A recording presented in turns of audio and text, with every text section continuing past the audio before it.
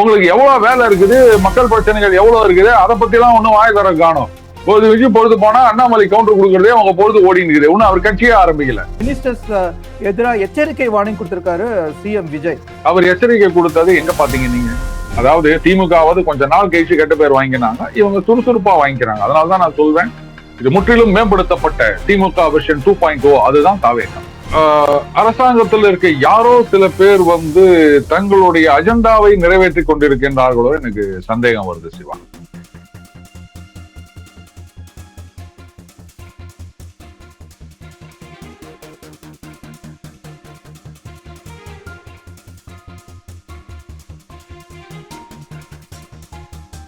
வணக்கம் தென்னவன் மீடியா நண்பர்களே. இன்றைய அரசியல் விவாதத்தில் நம்முடன் இணைந்திருப்பவர் டெய்லி பஞ்ச் அருண்.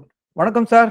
வணக்கம். வணக்கம் சிவா. வணக்கம் அருண். தமிழக பாஜக என்ன மாதிரி அரசியல் பண்றதோ இல்லையோ, அவங்களுக்கு எதிரான கருத்துக்களை பல பேர் வச்சு அரசியல் செய்யற மாதிரி அவங்களுடைய பேச்செல்லாம் இருக்கு. உதாரணமா இன்னைக்கு தென்னிந்திய ஃபார்வர்ட் பிளாக் அதோட தலைவர் திருமாறன்ஜி அவர் சொல்லியிருக்காரு, தமிழக பாஜக தங்களை எச்சி சோறு சாப்பிடுற மாதிரி ட்ரீட் பண்ணுது, தேசிய தலைமையை பத்தி அவர் எந்த குறையும் இல்ல அப்படி சொல்லியிருக்காரு. ஆனா பின்னாடி இன்னொரு விஷயம் என்னன்னா, அவர் இந்த நயனா நாகேந்திரனுக்கு எதிராகவே ஸ்டேட்மெண்ட் சொல்லியிருந்தாரு. அதான் நயனா நாகேந்திரன் கூட்டணி கட்சியில இருக்கிற எங்க ஆட்களையே அவர் பக்கம் எல்லாம் இழுக்கிறாரு அப்படின்ட்டு. சோ இவர் என்ன சொல்ல வராரு, தமிழக பாஜக இப்படி செய்யறத பத்தி நீங்க என்ன நினைக்கிறீங்க? இல்ல, அவர் திருமாறன்ஜி அவர்கள் இந்த மாதிரி சொன்னதை கொஞ்சம் ரீகன்சிடர் பண்ணணும் அப்படின்னு நினைக்கிறேன். என்னவோ இவங்களதான் இல்ட்ரீட் பண்ணதான் நினைச்சிட்டு இருக்காரு. ஏங்க, தமிழக பாஜகவோட நிலைமையே அப்படிதான் இருக்குது. எனக்கு என்னவோ மேலிட பாஜக தமிழக பாஜகவை இவர் சொல்ற மாதிரி தான் ட்ரீட் பண்ணிட்டு இருக்காங்களோன்னு தோணுது. ஏன்னா இவங்க ஒரு மாதிரி ட்ராக்ல போய் நிக்கிறாங்க, மேலிடம் வேற ட்ராக்ல போய் நிக்கிறாங்க. இவங்க ஆட்சிக்கு எதிர்ப்பு அப்படின்னு சொல்லியிருந்தாங்கன்னா, மேலிடத்துல ரொம்ப தீவிரமா ஆதரவு குத்துனுக்குறாங்க, முட்டு கொடுத்துனுக்குறாங்க. அதனால அவங்களே அந்த நிலைமையில தாங்க இருக்காங்க. அவங்க எப்படிங்க மத்தவங்களை இது மாதிரி ட்ரீட் பண்ண முடியும்? இப்படித்தான் நான் திருமாறன்ஜி அவர்களுக்கு சொல்லணும். நான் அவருடைய பேட்டியை கவனிச்சேன்.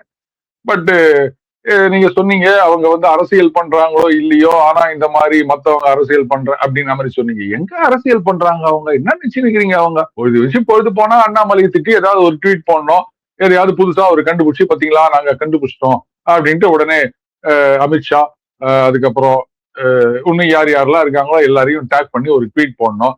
இதைத்தானே பண்ணிருக்கிறாங்க பாஜக. இன்னும் அரசியல் பண்றாங்கன்னு அபாண்டமா ஒரு குற்றச்சாட்டு சொல்றீங்க, அதெல்லாம் சரிப்பட்டு வராது. அண்டு இவங்கள ஃபயர் ஃபைட்டிங் தான் பண்ணின்னு இருக்கிறாங்க. எதுக்கு என்ன பண்ணணும்னு ஒண்ணும் தெரியல. இப்ப அவங்களுக்குள்ள இன்னொரு பயம் வேற இருக்கும். ஏதோ திமுகவோட தான் சேர போறதுன்னு நினைச்சிருந்தோம். போற போக்க பார்த்தா தாவேகா கூட கூட்டணி வச்சிருவாங்க போல இருக்குதே. நம்ம யாரை திட்டுறது, யாரை புகழ்றது, என்ன பண்றதுன்னு தெரியாம குழம்பி போயிருக்காங்க. அதனால இப்படிப்பட்ட ஒரு கையறு நிலையில் இருக்கின்ற தமிழக பாஜகவை பார்த்து திருமாறன்ஜி அவர்கள் எங்க செத்தப்பாம்பு அடிக்கிற மாதிரி நீங்க இன்னும் போட்டு மிதிக்கிறீங்களே, நியாயமா அப்படின்னு தான் நான் அவர்கிட்ட கேட்கணும்னு நினைக்கிறேன். சிவா, போதுமா இந்த பதில்? ஆக்சுவலா இப்ப பொள்ளாச்சியில நடந்த மாநாட்டை பத்தி எச் ராஜா பேசியிருக்காரு. சோ பாஜக என்ன பேசுறாங்க, என்ன பண்றாங்கிறத எப்படி ஏத்துக்க முடியும்? அண்ணாமலையோட அரசியல் அகைன்ஸ்டா பேசுறாங்க. அததான் நான் சொல்றேன், அதைத்தான் பண்ணிட்டு இருக்காங்க. எதிர்கட்சின்னா ஒரு தனி மனிதனை எதிர்த்து அரசியல் பண்றதுக்கு பேர் தான் எதிர்கட்சியா? உங்களுக்கு எவ்வளவு வேலை இருக்குது, மக்கள் பிரச்சனைகள் எவ்வளவு இருக்குது, அதை பத்தி எல்லாம் ஒன்னும் வாய் தர காணும். பொழுது வச்சு பொழுது போனா அண்ணாமலை கவுண்டர் கொடுக்கறதே அவங்க பொழுது ஓடின்னு ஒன்னும் அவர் கட்சியே ஆரம்பிக்கல. கட்சி ஆரம்பிச்சா இருக்கிற அத்தனை பேரும் அரசியல்ல விஜய்க்கு எதிர்க்க நாளைக்கு அண்ணாமலை தான் வரப்போறாருன்னு எல்லாருக்கும் தெரியுது. சோ அண்ணாமலை எதிர்க்கிறது தானே பாஜகவோட முக்கியமான அரசியலா இருக்க முடியும். எப்படி இருக்குதுன்னா, ஒண்ணு சொல்லுவாங்க, யானை வேட்டைக்கு போனா ஒரு முயலாது கிடைக்கும், நீ போகும்போதே முயல் வேட்டைக்கு போனியானா ஒரு புழு கூட கிடைக்காது அப்படின்னு சொல்லுவாங்க.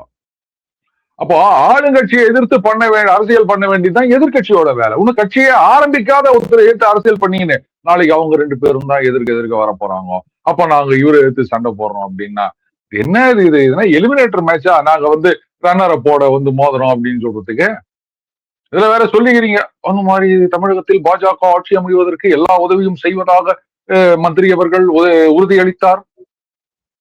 உறுதிதான் அளிச்சிருக்காரு. நீங்க எதுவும் அதை பத்தி பண்றதா காணும். இந்த லட்சத்துல நீங்க நாடானா அவர் சரி ரைட்டு, அது அண்ணன் எச் ராஜா அவர்கள் பேசியிருக்காரு, என் பேரை இழுக்க வேண்டாம் அப்படி இப்படின்லாம் சொல்லியிருக்காரு. மறுபடியும் அந்த ஒரு சின்ன வட்டத்துக்குள்ளதானே நீங்க நிக்கிறீங்கன்னு கேக்குறேன் நான். சார், இப்ப பாஜக ஓட்டை அண்ணாமலை கொண்டு போயிடலான்னு அவங்க பயப்படுறாங்களா இருக்கும். ஏன்னா அந்த இருக்கிற ஓட்டையாவது அவங்க ரீடைன் பண்ணணும்ல, அதனாலதான் அண்ணாமலைக்கு எதிராக அரசியல் செய்யறாங்களோ என்னவோ. சிவா, இப்போ அந்த பெரிய பெரிய அபார்ட்மெண்ட்ல இருக்கவங்க இல்ல சொந்த வீடு கட்டிக்கிறவங்க அவங்க எல்லாம் வந்து 1க்கு 2 பூட்டு பூட்டிட்டு போவாங்க. குடிசைல இருக்கிறவன் எல்லாம் வந்து அது சும்மா கதவை இருந்து சாத்திட்டு போவாங்க. நாய் நுழையாம இருக்கணுன்றதுக்காக தான். அது கூட அந்த பூட்டுக்கிட்ட எல்லாம் போடுறது கிடையாது. ஏன்னா உள்ள ஒண்ணும் கிடையாது. வந்தா என்ன எடுத்துட்டு போவாரு? கந்த துணி இருக்கும், ஒரு நசுங்கி போன பாத்திரம் இருக்கும். இதை எவனா எடுக்க போறான் அப்படின்ட்டு கதவுக்கு பூட்டே இல்லாம வச்சிருப்பாங்க. இந்த மாதிரி பாஜகவை நீங்க இந்த பயம் எல்லாம் சொல்லாதீங்க. இருந்தா தானே எடுத்துட்டு போறதுக்கு. என்னவோ பெருசா அப்படியே இருக்கிற மாதிரி, ஐயோ ஓட்டு போயிடுச்சு. என்ன இருக்கிறது 2.25 ஓட்டு, அதுல 1.25 ஓட்டு போனாங்கன்னா என்ன? அப்போ 1.25 தானே லாஸ். ஏதோ ஒரு 20% இருக்குது, 30% இருக்குது, அதுல ஒரு 4% 10% எடுத்துட்டு போனாருன்னா 10% போயிடுச்சு அப்படின்னு பயப்படலாம். இருக்கிற 2.25 1.25 போச்சுன்னா இதெல்லாம் ஒரு பெரிய விஷயமாக நீங்க அனாவசியமா நீங்க பாஜகவை கலாய்க்கிறீங்க. இப்படிலாம் பண்ணாதீங்க சிவா. ஓகே. நம்ம கலாச்சார அந்த அந்த விஷயத்தோட நிறுத்திப்போம். இப்ப என்னன்னா, நம்ம இப்ப நடக்கிற அரசுல நிறைய கரப்ஷன் புகார்கள் வர ஆரம்பிச்சிருக்கோ என்னவோ தெரியல. அவங்க வந்து அவசர போலீஸ்க்கு 101 கால் பண்ணு அப்படிங்கிற மாதிரி இப்போ ஒரு வாட்ஸ்அப் நம்பர் கொடுத்துருக்காங்க. ஏதாவது கரப்ஷன் யாரா எங்க கேள்விப்பட்டா நீங்க உடனே வாட்ஸ்அப்ல அனுப்பலாம் அப்படின்னு. இன்னைக்கு வந்து நேரடியா நான் கேட்ட செய்தி அது. நேரடியா எங்கிட்டயே ஒரு ஒரு கவர்மெண்ட் ஆபீஸ்க்கு போன போது சொன்ன செய்தி அது. சோ இந்த மாதிரி அவங்க எதுக்கு வாட்ஸ்அப் நம்பர்லாம் கொடுக்கணும்? அதுவும் இல்லாம மினிஸ்டர்ஸ் எதிரா எச்சரிக்கை வார்னிங் கொடுத்திருக்காரு சிஎம் விஜய். சோ இவ்வளவு தூரம் அவங்க அதை நீங்க பாத்தீங்களா? வருது காரணம் இல்ல என்ன? இல்ல இல்ல அவர் எச்சரிக்கை கொடுத்தது எங்க பாத்தீங்க நீங்க? செய்தியில சொல்றாங்க. நான் வந்து எக்ஸ்ல சில பதிவுகள்லாம் பார்த்தேன். அவரு சொன்னத அவரோட அபிஷியல் ஹேண்டில்லயோ இல்ல வந்து அந்த சிஎம்ஓ ஹேண்டில்லயோ வந்ததை நீங்க பாத்தீங்களா? ஓகே. ஏன்னா திமுக ஆரம்ப காலகட்டத்துல ஊடகங்கள் என்ன பண்ணிட்டு இருந்ததோ அதைத்தான் இங்க பண்ணிட்டு இருக்காங்க. சரி, அதுக்காக அவர் வந்து ஊழலை ஆதரிக்கிறார் அப்படின்லாம் நான் சொல்லல. அவருக்கிட்டேந்து ஸ்டேட்மெண்ட் வந்ததா, அதுக்கு ஆதாரப்பூர்வமா என்ன இருக்கு? இதுதான் நான் கேட்கிறேன். ஏன்னா இன்னைக்கு ஏராளமான தகவல் வந்துன்னு இருக்குங்க. இதெல்லாம் எங்க இருந்து வருதுலாம் எனக்கு தெரியல. ஏதோ சிரிப்பு நிருபர் கழுதையார் குதிரையார் கொடுக்குற மாதிரி தான் இருக்குது. சரி, இப்போ இந்த வாட்ஸ்அப் நம்பர் எல்லாம் கொடுத்திருக்காங்க. ஏன் வாட்ஸ்அப் நம்பர் கொடுத்திருக்காங்கன்னா, இதுக்கு முந்தைய காலகட்டத்துல வாட்ஸ்அப்னு ஒரு ஃபெசிலிட்டி கிடையாது, அதனால கொடுக்கல. போன் நம்பர் மட்டும் இருந்தது. இன்றைக்கும் நீங்க பல அரசு அலுவலகங்கள்ல போய் பாத்தீங்கன்னா, இந்த ஆபீஸில் வந்து யாராவது லஞ்சமோ ஏதோ கேட்டால் புகார் அளிக்கவும் லஞ்ச ஊழல் ஒழிப்புத்துறை அப்படின்னு சொல்லிட்டு department of vigilance and anti corruption அப்படின்னு அந்த நம்பர் போட்ட போர்டு வந்து எல்லா அலுவலகத்திலும் இருக்குதான் சிவா. ஏதோ புதுசா இந்த நம்பர் கொடுக்கல. இப்ப நான் உங்களை இன்னொரு மாதிரி கேள்வி கேட்டா உங்களுக்கு புரியும் அப்படின்னு நினைக்கிறேன். அவசர போலீஸ் உதவிக்கு 100. இது வந்து சின்ன குழந்தைக்கு கூட தெரியும். 100க்கு போகணும்னா போலீஸ் வரும் அப்படின்னு. கிரைம் குறைஞ்சிடுச்சா? யாருமே வந்து தப்பு பண்றது இல்லையா? அந்த 100ன்றது எல்லாருக்கும் ஆழமா பதிந்து போன நம்பர்ல. எம்ஜிஆர் காலத்துல இருந்து தெரியும் எல்லாருக்கும் அவசர போலீஸ் அப்படி. அப்ப 105 வச்சிருந்தாங்க. இந்த அவசரங்கிற வேர்டு தான் மக்களை வந்து யோசிக்கிறதோ. இப்ப இந்த அவசரமா இல்லையா அப்படின்னு யோசிச்சு அவங்களாம் கால் பண்ணு. சிவா, இந்த இனிஷியேட்டிவ் அப்படின்றது ஓகே. நான் சொல்றேன், எம்ஜிஆர் அவர்கள் கூட வந்து ஆட்சிக்கு வந்தப்போ கோட்டையில வந்து சந்திக்க சொல்லுங்க தொழிலதிபர்களை, வீட்டுக்கெல்லாம் வரக்கூடாது அப்படின்னு சொன்னவர். அந்த அளவுக்கு நேர்மையாக இருந்தவர். ஜெயலலிதா வந்து மனுநீதி சோழன் மாதிரி ஒரு மணி வைக்க போறேன்னு சொல்லியிருந்தாங்க. ஜெகன்மோகன் ரெட்டி அவரும் அந்த மாதிரிதான். வந்த உடனே வந்து அமைச்சர்கள்லாம் யாராவது இது மாதிரி பண்ணாங்களா அப்படின்னாங்க. இவ்வளவுலாம் ஏங்க, எல்லாத்துக்கும் நம்ம அண்ணன் அரவிந்த் கெஜ்ரிவால் ஒரு ரெனால்ஸ் பெண்ணு, கால்ல ஒரு சாதா செப்பலு, ஒரு சரியா ஒரு சொக்கா பேண்ட் அப்படியே போட்டுக்கிட்டு ஹம் தோ ஓம் ஆத்மி அப்படின்லாம் சொல்லிட்டு இருந்தவரு கோடி கோடியா செலவு பண்ணி ஷீஷ் மகால் கட்டினார்ன்றது நம்ம எல்லாருக்கும் தெரியும். சரி, இந்த இன்டென்ஷன் ஓகே, பட் எங்க அது தடம் மாறி போகின்றது அப்படின்றதுலதான் வந்து எல்லா அரசியல்வாதியும் கவனமாக இருக்க வேண்டும். எல்லாரும் வரும்போது இதுதான் சொல்றாங்க. அப்ப அதுல இருந்து நம்ம பாடம் படிக்கணும் இல்லையா? இந்த மாதிரி வந்து ஊழலை ஒழிக்கணும் அப்படின்னு சொன்னவங்களை ஏங்க ஜெயபிரகாஷ் நாராயணன் லோக் புருஷ்னு சொல்லுவாங்க. இந்திரா காந்தி ஆட்சியில ஊழலை எதிர்த்து மிகப்பெரிய போராட்டம் நடத்தினவர். அவருக்கு பயந்துதான், மக்கள் செல்வாக்கு அவருக்கு இருக்கின்றதை பயந்துதான் இந்திரா காந்தி அவர்கள் எமர்ஜென்சியை கொண்டு வந்தாங்க. அப்பேற்பட்ட ஜெயபிரகாஷ் நாராயணனோட வலது கையா இருந்தார் ஒருத்தர். அப்ப பாட்னா யூனிவர்சிட்டியில ஸ்டூடெண்ட் லீடர் அவரு. அவருடைய நேர்மை, ஊழலுக்கு எதிரான போராட்டம் அப்படின்னு கபால களத்துல குதிச்சு மிசால நிஜமாகவே உள்ள போனவர் அவரு எமர்ஜென்சி காலகட்டத்துல, தெரியுமா? அதனாலதான் அவர் பொண்ணுக்கே மிசான்னு பேர். நிஜமாங்கிறதுக்கு ஏன் நீங்க அவ்வளவு ஸ்ட்ரெஸ் பண்றீங்க? அது இல்லங்க, ஏதோ ஃப்ளோல வந்துச்சுங்க, நீங்க அதெல்லாம் கேட்காதீங்க. இப்படி எல்லாம் நீங்க வந்து பாயிண்ட் அவுட் பண்ணீங்க, ஆனா என்ன பண்றது? சோ அவர் பொண்ணுக்கு மிசா பாரதின்னு பேர் வச்சாரு. அன்னைக்கு ஊழலுக்கு எதிராக அந்த அளவுக்கு போராட்டம் பண்ணி ஜெயிலுக்கு எல்லாம் போயிட்டு அடி வாங்கி கஷ்டப்பட்டவரு இப்ப ஜெயில இருந்து பெயில் இருக்கிறாரு. எதுக்குன்னா மாடு தின்னுதான் மனுஷன் திருடி தின்னு போட்டா அப்படின்னு. அவர் தான் நன் அதர் தான் அவர் கிரேட் லல்லு பிரசாத் யாதவ். நம்ப முடியுதா அவங்களால? அன்னைக்கு ஜேபியோட சேர்ந்த ஒரு மனுஷன் இன்னைக்கு இவ்வளவு பெரிய ஒரு கரப்ட் பாலிட்டிஷியனா இந்தியால இருக்காரு அப்படின்னும் போது என்ன நடந்தது நடுவுல? இததான் நான் பார்க்கணும். நிதினு பேர் வைக்கலையே, நீங்க சொல்றபடி பார்த்தா அவங்க அழகா மிசா எல்லாரும் ஆட்சிக்கு வரும்போது இதுக்குதான் சொல்றது என்னுடைய டெமோக்ரஸி நாடகத்தை நீங்க திருப்பி திருப்பி பார்க்கணும் அப்படின்னு. எல்லாருமே அரசியலுக்கு வரும்போதே நாங்க ஆட்டையை போடணும் அப்படின்னா மேபி வாரிசுகளா இருக்கவங்க ஒன்னா அந்த சுகம் கண்டு வரலாம். மற்றபடி பெரும்பாலும் அரசியலுக்கு வரவங்க எல்லாம் 4 பேர்கிட்ட நல்ல பேர் வாங்கணும், 4 பேருக்கு ஏதோ செய்யணும் அப்படின்னு தான் வர்றது. சோ அந்த மாதிரி ஆட்சிக்கு வருபவர்கள் வரும்போது யாரும் ஊழல் செய்யக்கூடாது, ஊழலுக்கு எதிராக சாட்டையை சொடுக்குவேன் அப்படின்னு சொல்லிட்டு இந்த மாதிரி சொன்ன அத்தனை பேருடைய ஆட்சியுமே இந்த 10 வருடங்கள்ல 20 வருடங்கள்ல நம்ம பார்த்திருக்கோம். தடம் மாறி போயிடுச்சு அப்படின்னு. எங்க அந்த டீரெயில்மெண்ட் நடக்கிறது அப்படின்றத சரியா கண்டுபிடிக்கணும் சிவா. அதை தடுத்தா மட்டும்தான் நிஜமாகவே அந்த இன்டென்ஷனை இம்ப்ளிமெண்ட் பண்ண முடியும். நம்பர் 1. அடுத்தது, இப்போ ஒரு ஆபீஸ்ல ஒருத்தர் போய் லஞ்சம் கேட்கிறாரு அப்படின்னா நீங்க உடனே போன் பண்ணீங்கன்னா என்ன உடனே அவங்களுக்கு அந்த காரியத்தை பண்ணி கொடுத்துருவாரு? சொல்லுங்க. ப்ராப்ளமே இருக்கு. சரி, இந்த ப்ரொசீஜர் என்ன அப்படின்னா எல்லாம் என்ன நினைச்சிட்டு இருக்காங்க, இப்போ நான் வரேன் சிவா கிட்ட, சார் எனக்கு ஒரு இன்கம் சர்டிபிகேட் கொடுங்க அப்படின்றேன். நீ 500 ரூபா கொடுன்னு கேக்குறீங்க. என்னது 500 ரூபா கேக்குறியா? நான் உடனே கடன் போயிட்டு வாட்ஸ்அப்ல போயிட்டு உங்களை ஒரு போட்டோ கூட எடுத்துறேன். இன்னார் 500 ரூபா கேட்டார் அப்படின்னா அதை வச்சு ஆக்ஷன் எடுக்க முடியாது சிவா.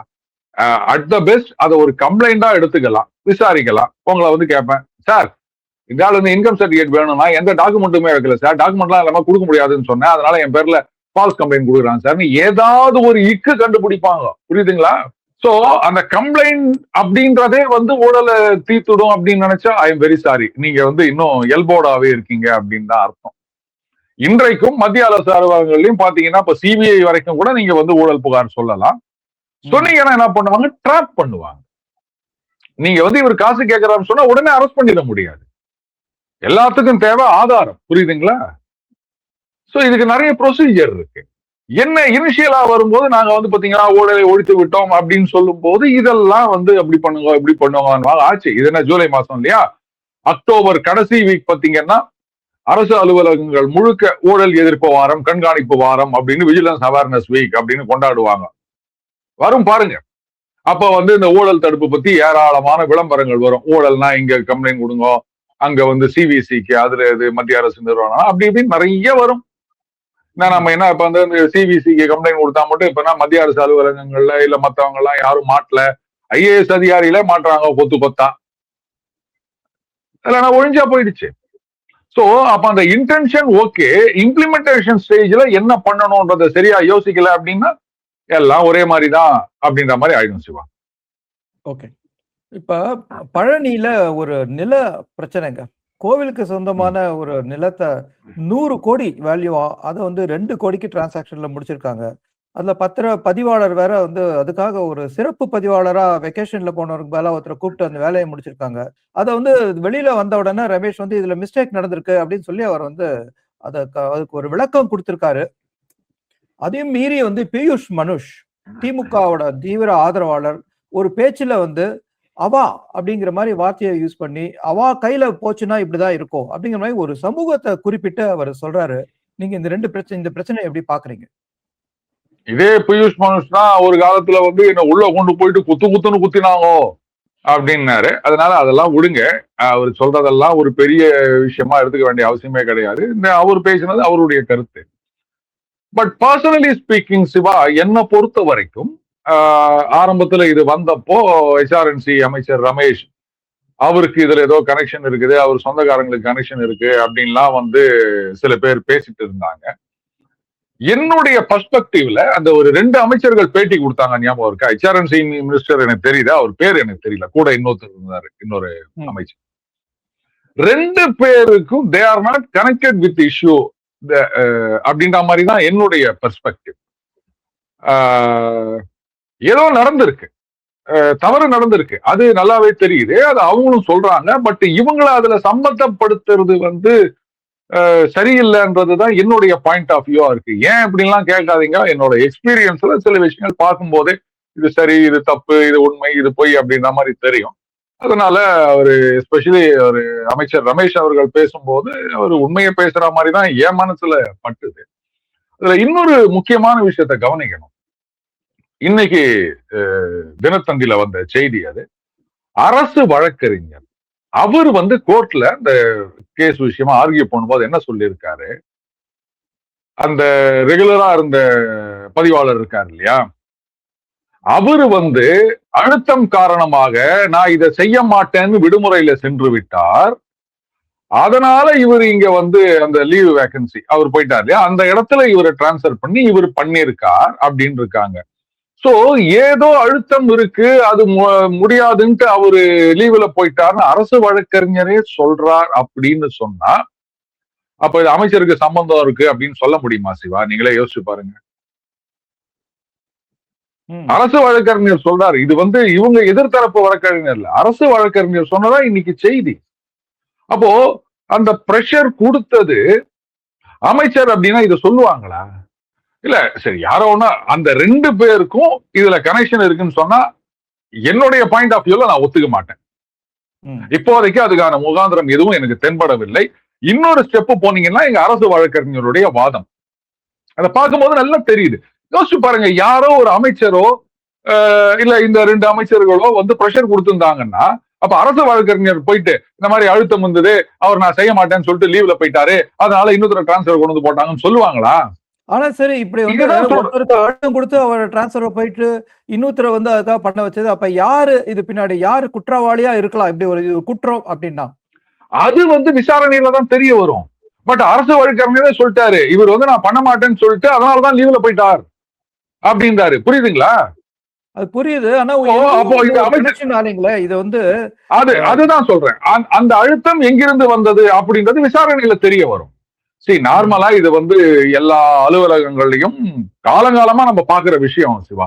ஏதாவது ஒரு இது அப்படின்னு சொன்னா அந்த சம்பந்தப்பட்ட அதிகாரி சார் இதெல்லாம் நான் செய்ய மாட்டேன் சார், இது அகைன்ஸ்ட் ரூல் சார் அப்படின்னாருன்னா ஒண்ணு அவரை டிரான்ஸ்பர் பண்ணி போடுவாங்க. இல்லையா சரி ரைட் நீ டெம்பரரியா லீவ்ல போ அப்படின்னு சொல்லிட்டு அவர் கீழே இருக்கவரு இல்ல வேற ஒருத்தரை கொண்டு வந்து வச்சு அதை பண்ணிடுவாங்க அப்படின்றது நிறைய இடங்கள்ல நம்ம பார்த்திருக்கோம். சோ இங்க அதை ஓபனாவே சொல்லிட்டார் அரசு வழக்கறிஞர். அப்ப அவங்க தரப்புல இருந்து, அமைச்சர் தரப்புல இருந்து பிரஷர் வந்திருந்ததுன்னா இந்த மாதிரி யாராவது பேசுவாங்களா? அதனாலையும் தான் நான் சொல்றேன், அது அமைச்சருடைய அந்த பிரஸ் கான்பரன்ஸ், அந்த பாடி லாங்குவேஜ் அதை மட்டும் வச்சு சொல்லல, இந்த கொராபரேஷனா இதையும் நான் எடுத்துக்கிறேன். கவர்மெண்ட் சைடு ஆர்கியூமெண்ட் இதை வச்சு பார்க்கும்போது அப்போ அவருக்கு இவருக்கு சம்பந்தம் இல்லைன்றது எனக்கு பாயிண்ட் ஆஃப் வியூவா இருக்கு. அது கருத்தை பத்தி எதுவும் சொல்ல முடியாது. இதை கேட்கிறவங்கள கொஞ்சம் குழப்பறதுக்காக இப்படி ரெண்டு விதமான இது வருதா? இதுல ஒரு தெளிவு கோர்ட்ல போயிட்டு நீங்க ஒரு வாதம் வைக்கிறீங்க அப்படின்னு சொன்னா ஜஸ்ட் லைக் தட் வச்சுட்டு சார் அன்னைக்கு சும்மா சொன்னோம் சார் சொல்ல முடியாது சிவா. சொல்லியிருக்காரு ஏதோ அழுத்தம் இருக்கு, அவர் செய்ய முடியாதுன்ட்டு லீவ்ல போயிட்டார் அப்படின்னு இருக்காரு. கோர்ட்ல வச்சிருக்கிறது. அப்புறம் நீங்க தவறான தகவலை கொடுக்க முடியாது இல்லங்க. சோ விசாரணை ஏதோ தெரிய வந்திருக்கவே தான் இந்த மாதிரி சொல்லியிருக்காங்க. இப்ப அந்த அழுத்தம் யாரு அப்படின்றதுதான் இன்வெஸ்டிகேஷன்ல பார்க்கணும். சோ இதை வச்சுதான் நான் சொல்றேன், அவருக்கு சம்பந்தம் இருக்கு அப்படின்னு சொன்னா இது இட்லின்னா சட்னியோட நம்பாது. இதுக்காக உடனே அவான்றது இவான்றது இவங்களுக்கு வேற என்ன வேலை? எங்க போனாலும் ஜாதியை நோண்டி பாக்குறது தான் இவங்களோட பொழப்பு. அதுக்கு மேல என்னத்த சொல்றது? ஓகே, லாக் அப் டெத் நமக்கு கடந்த ஆட்சிகள்ல இந்த லாக் அப் டெத்துங்கிறது ஒரு பிரச்சனையா, பெரிய பிரச்சனையா பூதாகரமா உருவெடுத்து அதுக்கு கோர்ட் பல விதமான தீர்ப்புகளை சொல்லி கூட இப்ப இந்த தாவேக அரசுலயும் லாக் அப் டெத்துங்கிறது நடக்க ஆரம்பிச்சிருக்கு. சபரிவர்மன், அப்புறம் பாலாஜி. இந்த லாக் அப் டெத்துங்கிறதுக்கு எந்த ஆட்சி வந்தாலும் இப்படிதான் இருக்குமா? இவங்களால ஏன் இந்த லாக் அப் டெத் நிறுத்த முடியல? அவங்க நடந்து முடிஞ்ச உடனே நாங்க விசாரிக்கிறோம், அதை ஆக்ஷன் எடுத்துட்டோங்கிறாங்க. இது ப்ரோஆக்டிவா, அதாவது நடக்கிறதுக்கு முன்னாடியே இதை தடுக்கிறதுக்கு ஏன் எந்த வித முயற்சியும் எடுக்க மாட்டேங்கிறாங்க? அதுக்கு நீங்க மைனாரிட்டி ரிப்போர்ட் மாதிரி ஏதாவது ஒரு சிஸ்டம் தான் வச்சுக்கணும். டாம் க்ரூஸ் நடிச்சார்ல அந்த படம் மாதிரி இது நடக்க போகுது அப்படின்னா, நம்ம நெட்ஃபிளிக்ஸ்ல இருக்க பர்சன் ஆஃப் இன்ட்ரெஸ்ட் அந்த மாதிரி ஏதாவது ஒரு மெஷின் இருந்தா கண்டுபிடிக்க முடியும். On a serious note Siva, இதெல்லாம் எப்படி நடக்குது அப்படின்னு சொன்னா, முதல்ல அந்த காவல்துறையினருக்கு இருக்கின்ற அந்த பிரஷர், ஒரு லீவு கிடையாது, 4 கிழமை கிடையாது, கல்யாணம் காட்சி கிடையாது. இப்பொழுது நீயும் வந்து ஸ்டேஷன்லயே இருக்கணும், யூனிஃபார்ம்லயே இருக்கணும், வேலையே பார்த்துட்டு இருக்கணும். ஒரு நிம்மதியா ரெஸ்ட் எடுக்க முடியாது. பொண்டாட்டி பிள்ளைங்களோட ஒரு சினிமாவுக்கு போக முடியாது. இந்த மாதிரி ஒரு அழுத்தத்துல இருக்க மனுஷன் எப்படி ரியாக்ட் பண்ணுவான்னு யோசிச்சு பாருங்க. இது நம்பர் 1. நம்பர் 2, போலீஸ்னா பயப்படுறோம் ஒரு பக்கம், இன்னொரு பக்கம் அவங்கள வந்து இழிவுபடுத்துகின்றது இந்த சமுதாயம். சினிமாவாகட்டும், இல்ல வந்து பொது வெளியிலாகட்டும், போலீஸ்காரங்களை வந்து டெராகேட்டரியா பேசுறது அப்படின்றதும் இருக்குது. போலீஸ்காரங்களுக்கு வந்து வீடே கொடுக்க மாட்டாங்க அப்படின்ற கண்டிஷனும் நம்ம நிறைய பார்த்திருக்கோம். அடுத்தது ஒரு சிம்பிள் உதாரணம் சொல்லலாம். ஒரு டிராபிக் கான்ஸ்டபிள் நிக்கிறாரு, வண்டியை நிறுத்துறாரு, உங்க லைசன்ஸ் எடுங்க அப்படின்றாரு.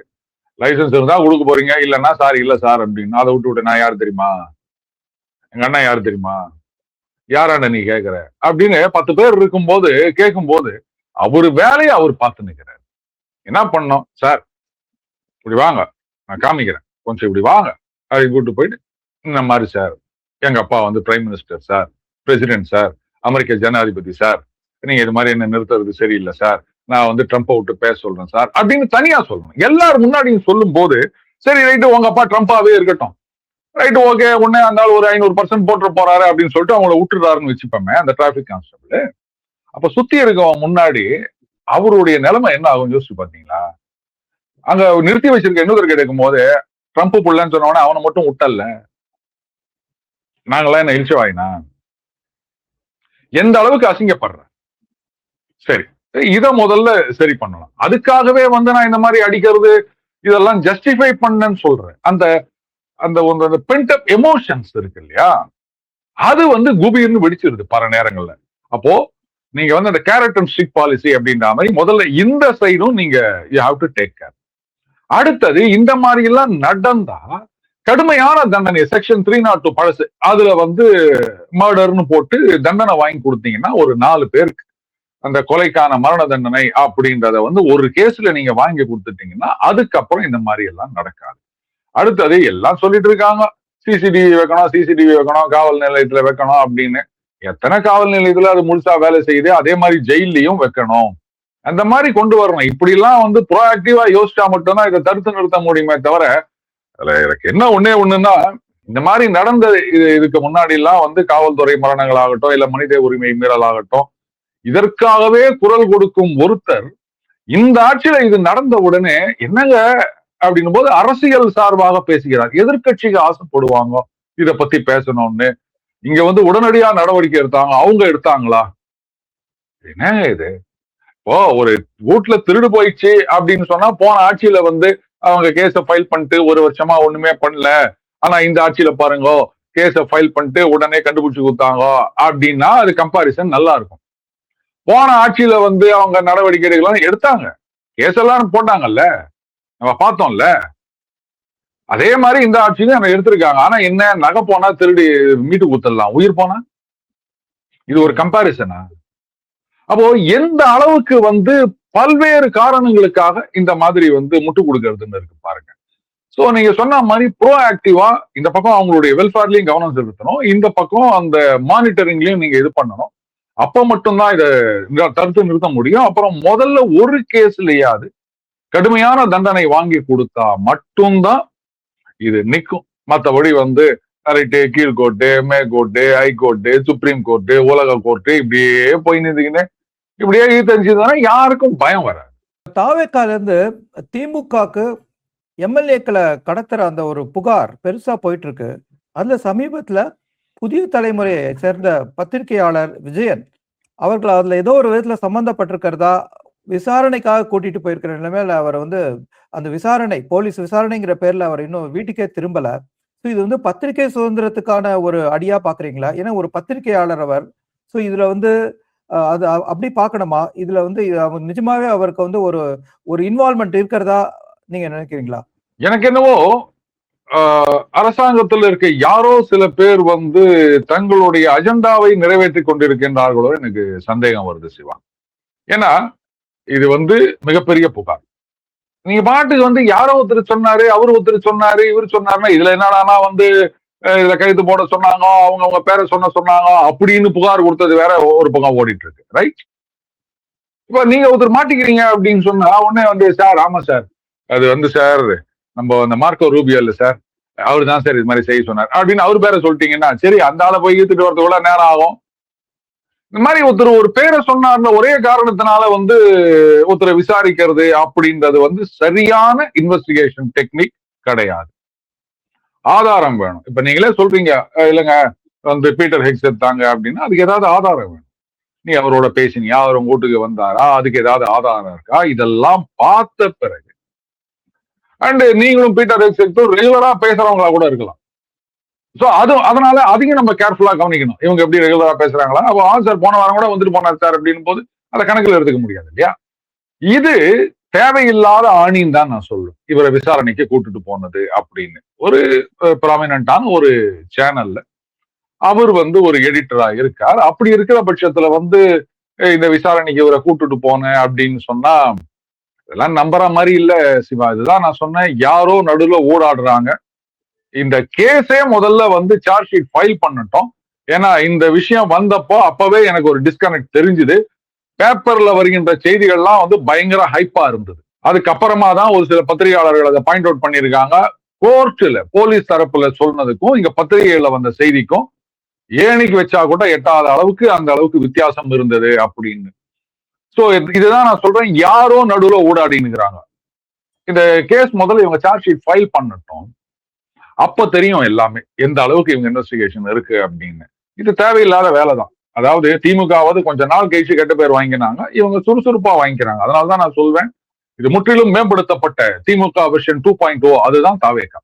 வி த லீடர்ஸ் தலைவர் அண்ணாமலை அவர் ட்வீட் பண்ணியிருக்காரு, போலீஸ் அதிகாரியா இருக்கும் பொழுது மசூதிக்குள்ள சென்று குரான் பற்றிய விஷயங்கள் எல்லாம் பேசியிருக்க, இஸ்லாம் பற்றி படிக்கும் வாய்ப்பு இருந்தது, இஸ்லாமியர் மற்றும் கிறிஸ்தவர்களோட நட்பு இருந்தது. ஆனா கடந்த 3 வருடங்களாக, அதாவது அவர் பாஜக இருந்த போது மீன் பண்றாருன்னு நினைக்கிறேன், 3 ஆண்டுகளாக அது சரியாக இல்லை. இனி அனைவருக்குமான பொது மனிதராக இருக்க விரும்புறேன் அப்படிங்கிறாரு. இந்த கருத்தை எப்படி பாக்குறீங்க? இதுவரைக்கும் அவர் வந்து அனைவருக்கும் பொதுவான மனிதராக ஏற்றுக்கொள்ளப்படவில்லை அப்படின்ற மாதிரிதான் அர்த்தம் ஆகுது இல்லையா. சோ அது அவருடைய தவறாக இல்லாம இருக்கலாம். பாஜக மீது விழுந்த ஒரு முத்திரை, அதனால அவரையும் அந்த கண்ணோட்டத்தோட பார்த்தாங்க. அதனால இப்ப அதுல இருந்து விலகி அந்த கரை நல்லதுன்னு 10 ரூபாய்க்கு ஒரு இது பண்ணுவாங்களே அந்த மாதிரி இப்ப அது இல்லை, நான் எல்லாருக்கும் மாணவன் அப்படின்னு. எனக்கு என்னவோ இது ஒர்க் அவுட் ஆகும்னு எனக்கு தோணல. ஏன் தானா கனியாததா தடியால் அடிச்சு கனிய வைக்க முடியும் அப்படின்னு சொல்லுவாங்க. அதனால இது என்னுடைய கருத்து, அவ்வளவுதான். நான் வந்து அப்படி இல்லை இப்படி இல்லை அப்படின்னு சொல்லிட்டு அன்னைக்கு சொன்னதுக்கு மாறாக பேசினா அப்போ உங்களுடைய கன்சிஸ்டன்சி தான் வந்து கேள்விக்குள்ளாகின்றது. அங்க இருக்கும்போது நீங்க என்னெல்லாம் பேசுவீங்க பாருங்க. இன்னொரு இடத்துலயும் நான் சொன்னது அதுதான். சரி, இப்ப நீங்க ஒரு இடத்துல வேலை பாக்குறீங்க அப்படின்னு சொன்னா அங்க வந்து இப்ப நீங்களே வந்து சிஎன்எல்ல வேலை பாக்குறீங்கன்னு வச்சுக்கோங்க சிவா. அவங்க சொல்றாங்க ட்ரம்ப்பை புகழ்ந்து பேசு. ட்ரம்ப்பை புகழ்ந்து பேசணும் வந்து துதிப்பாடு அப்படின்றாங்க. சார் என்ன சார் அந்த ஆள போயா, நான் அந்த ஆள போயான்ற பாடியா, அவருதான் நமக்கு அட்வர்டைஸ்மெண்ட் கொடுக்குறாரு அப்படின்றாங்க.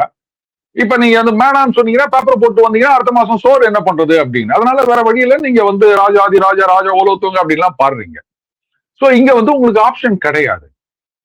இன்னைக்கு நீங்க வந்து ரிப்பப்ளிகன் பார்ட்டியில இருக்கீங்க, திடீர்னு உங்களுக்கு பிடிக்கல, ஏன்னா இந்த ட்ரம்ப் இது மாதிரிலாம் பண்ணிருக்காரு டெமோக்ராட்ஸா போறேன்னு சொல்லி நீங்க பாட்டுக்கு உதறி விட்டு போயிட்டே இருக்கலாம். எந்த கம்பல்ஷனும் கிடையாது, ரைட்? சோ இப்ப நீங்க ஐபிஎஸ் இல்ல ஐஏஎஸ் அப்படின்னா இங்க போஸ்டிங் இல்ல அந்த கேடரு அப்படின்றதெல்லாம் உங்களுடைய சாய்ஸ் கிடையாது. நீங்க டாப்ல வந்தா மட்டும் மேபி இது பண்ணலாமே தவிர மற்றபடி ஒன்ஸ் நீங்க சிஸ்டத்துக்குள்ள வந்துட்டீங்கன்னா அவங்க திடீர்னு சீருடை பணியாளர் அங்க தூக்கி போடுவாங்க, இல்லாட்டா மண்டபம் கேம்ப்னு போடுவாங்க, இந்த மாதிரி எங்க ஒன்னா போடுவாங்க. அதெல்லாம் நம்ம கேள்வி கேட்க முடியாது, ரைட்? வேற அரசியல் கட்சியின் போது அப்படி கிடையாது. நாம தான் போய் சேர்றோம். யாரும் வந்து ரைட் இவருக்கு வந்து இந்த கட்சி அலாட் பண்ணுங்க அவருக்கு அந்த கட்சி அலாட் பண்ணுங்கன்னு சொல்றது கிடையாது. அப்ப நாமளா தானே தெரிஞ்சுதானே போய் சேர்ந்தோம் பாஜக. அப்ப பாஜக மீது இந்த முதிரை விழுந்திருக்கின்றதா, ஏன் விழுந்திருக்கின்றது? அது சரியா தப்பா? இல்லங்க அந்த மாதிரி எல்லாம் கிடையாது, பாஜக தப்பு அப்படின்னு சொன்னா அப்போ வந்து அந்த நான் அதுல இருந்து வெளில வரணும்னு பாக்குறேன் அப்படின்னு சொல்றது தப்பு.